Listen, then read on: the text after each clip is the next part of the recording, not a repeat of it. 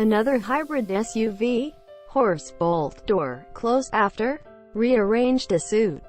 Well, yes, but this one's interesting, especially after a little time spent behind the wheel in the real world. But first, some facts. The Q7 e-Tron is a plug-in hybrid Q7, equipped with a 17.3 kWh lithium-ion battery pack and a 3.0-liter TDI V6, plus 8-speed auto box. That produces a system power of 373 bhp and 516 pounds-feet, and enough to shove it to 62 miles per hour in 6.2 seconds and on to 139 miles per hour. So far, so good.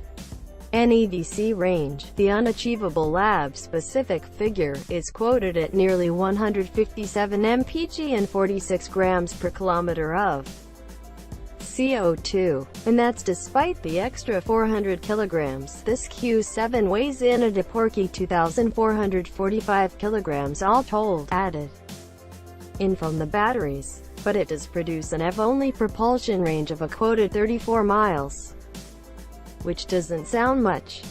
That's not a brilliant start, and it gets slightly worse because of where the batteries are situated underneath the boot floor. There's no 7-seat option for the e-Tronified Q7, or even a spare tire. So it's a big, 5-seater only SUV that weighs quite a bit. Doesn't sound very ecological, really. So what's the point? Well, here's the rub. The Q7 actually does manage most of the EV range it says it does. From a full charge, it actually ran to nearly 30 miles EV only. Now, for most of my week, I tend to do shorter trips, with a couple of longer runs on motorways and A roads, which meant that for most of my journeys, I actually only ran around on EV, with the V6 kicking in where it was most efficient, running at low RPM at speed.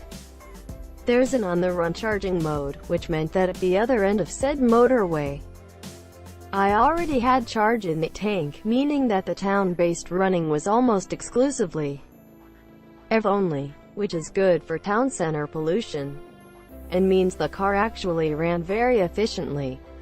I managed well over 85 mpg during a typical week. And that's not driving carefully, and in cold conditions with heaters and lights all used as normal. That's pretty impressive. It's also got Predictive Efficiency Assistant, which sounds genuinely the most boring thing I've ever heard of, but helps reduce fuel consumption by as much as 10% by using navigation route data to alert the driver to oncoming situations in which it might be reasonable to slow up a bit, like roadworks or town speed limits.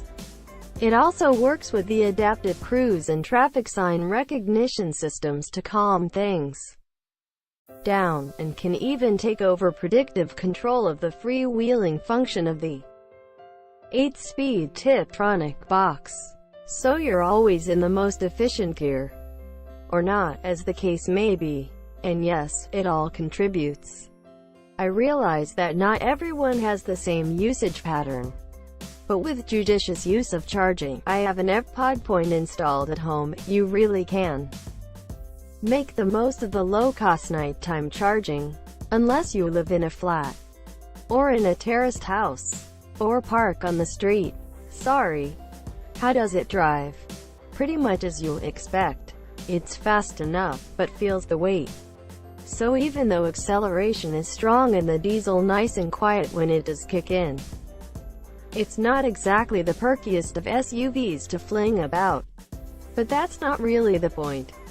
There's a nice interior, some lovely touches with Audi's virtual cockpit, and genuinely spectacular LED headlights. And it's comfy and handsome. I started off wanting to hate it. But if you have to have an SUV and don't spend the entire time hammering down the motorway, I can see why it would appeal. Mind you, £65,000 is a lot of money. Haven't there been rumblings of problems with UK e-Trons though? Yep, So a quick call to Audi UK came up with the official response, which amounted to saying that due to capacity constraints for components specific to the Audi Q7 e-Tron 3.0 TDI, Audi was initially unable to fulfill existing customer orders as originally planned or to accept new customer orders after the vehicle's UK market launch. Ordering went back online at the start of the year, and deliveries were happening back in June 2017.